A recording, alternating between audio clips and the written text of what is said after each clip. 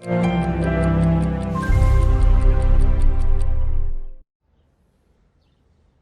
Karantina district was one of the worst hit by the city's port blast last August.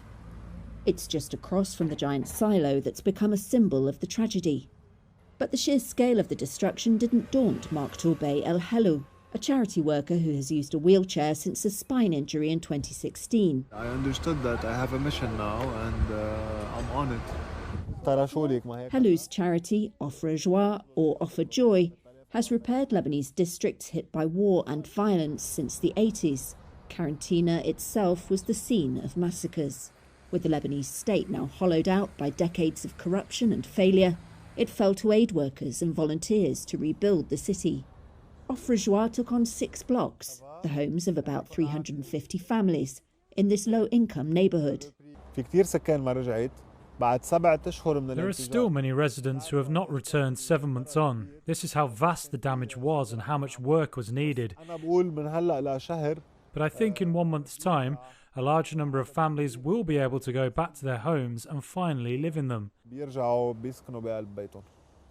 Karantina is home to Lebanese, Syrian and other residents, a fire brigade and dozens of stores. All were hit hard by the blast that killed 200 people. Lebanon's devastating economic crisis worsened the blow. Offre Joie's budget was trapped in the bank by financial controls. But donations poured in from abroad, in cash, construction materials and containers of food. Thousands of volunteers came too.